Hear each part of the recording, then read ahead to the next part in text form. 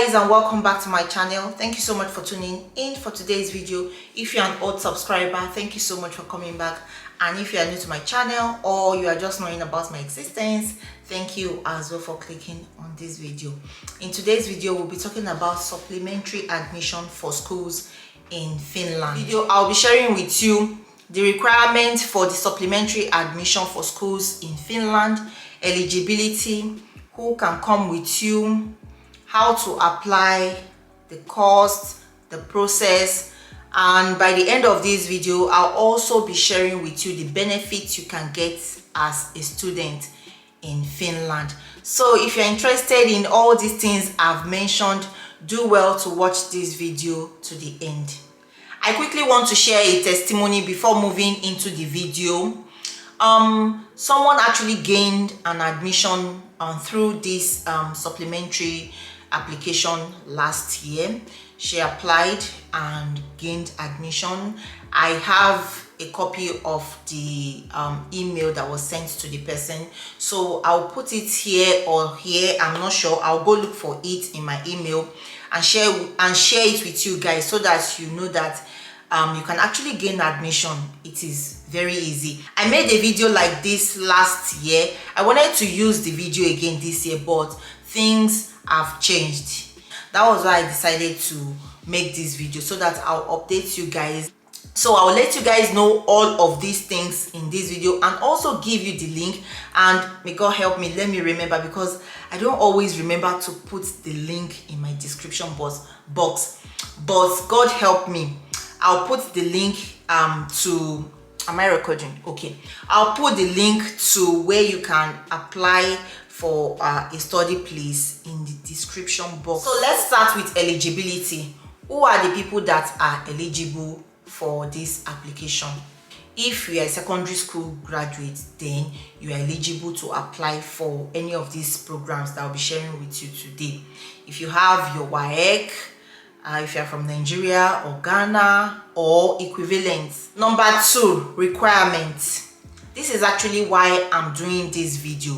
Last year, people were not required to have English test, but this year you must have an English test, either PTE, TOEFL, IELTS. I'll just pick my laptop now and read it out to you so that you guys can see it. And of course, when you're on the site, make sure to read properly before you put in your application. Don't do any mistake. Be calm, don't rush through it. You can actually read everything, even information you think maybe you might not need. You don't know, maybe you might see something that you actually need. Just read through everything. It's very easy.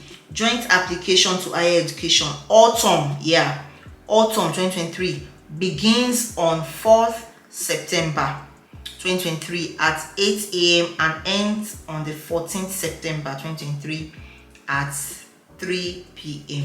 So admission results are published by 24th of November this year. You must accept the study place if offered to you by 3 p.m. on 1st of December 2023. Admission from waiting list ends on 12th December 2023 at 3 p.m. So guys, that is that for the application time.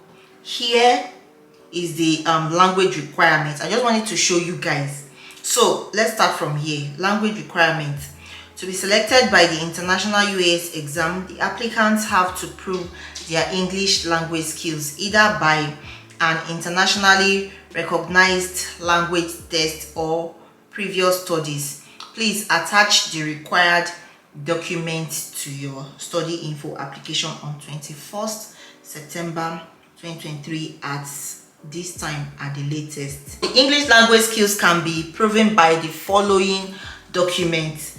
1, IELTS, and you must have at least 6. TOEFL, and you must have at least 60 points.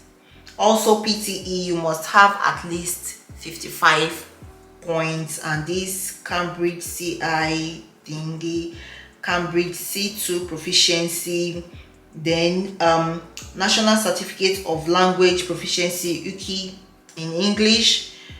Actually, you can go through all these, but what I'm interested in is that they said there are no expiration dates. I'm not really sure what they mean by this. Maybe, usually if you want to use IELTS, for instance, to go to Canada, I think it has expiration dates, maybe 2 years or so, but I don't know. I'm not so sure. I don't want to give you wrong information, but the language test results must be verifiable from the online verification service. So I think what they meant is that even if you've had it for like 5 years, you'll still be able to use it, which is good.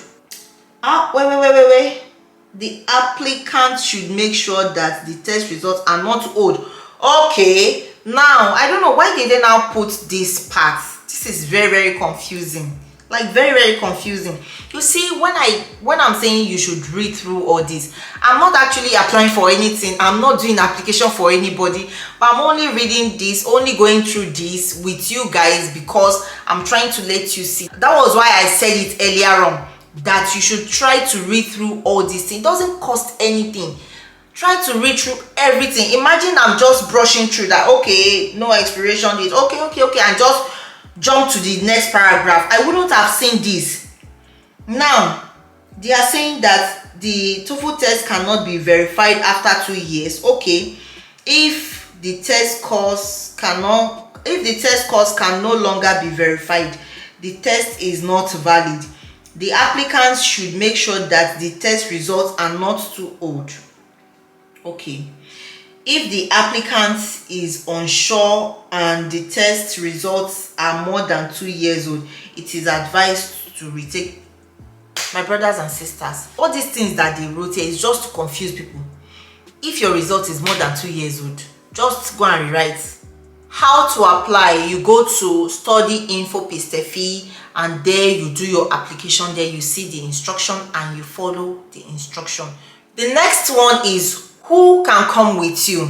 It is so funny that in the UK they are trying to stop people from bringing their wives, husbands, and their children, but here now they are encouraging people to come with their family. So you can come with your wife or husband and your kids. I know people will be asking questions about bringing their spouse, bringing their children, but I'll make a separate video on that one. It's not something we can talk about here now. So the process is very easy.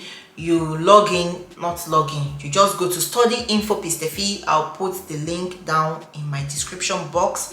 You go there and you apply, and after applying you'll be sent an email. For that is if you do your application very well. It is not that everybody will get an invite for the exam automatically. Make sure you do your application very well. Make sure you don't do any mistake in your name. Make sure you have the requirement, like results. Your result is good before applying, and after then you'll be invited to take the exam. After the exam, if you pass, you'll be invited for the second phase of the exam, which is usually an interview. And after that, if you pass the first and the second phase, then you'll be given admission. Then after that you will go for application. It's kind of a long process. I think I'll make video about how to apply for residence permits as well. That's just the summary of the process. The cost ranges from 8,000 euros to 11,000 euros, maybe 12,000 euros. I'm not too sure. Benefits as a student. Gone are the days where as a student you'll not be able to bring your family, you'll not be able to bring your spouse. Things have changed now where you'll be able to bring your spouse, your wife, or your husband. The second benefit you get as a student is subsidized housing. And when I say subsidized, I mean subsidized, like really cheap housing. Student accommodations are really cheap in Finland. Also, One of the benefits you'll be getting is that you'll be able to work 30 hours per week as a student, whereas graduates, working class people, work for 40 hours. You as a student will be getting 30 hours of work shift, which is very good. So those are the things you'll be enjoying as a student in Finland, and your kids will be able to go to school, to free school in Finland. Also, your wife or your husband will be able to work in Finland because they'll be eligible to work in Finland, because I know that people will still ask me that in the comment section. That is all I have for you today. Thank you all so much for watching, and I wish you all the best. Bye.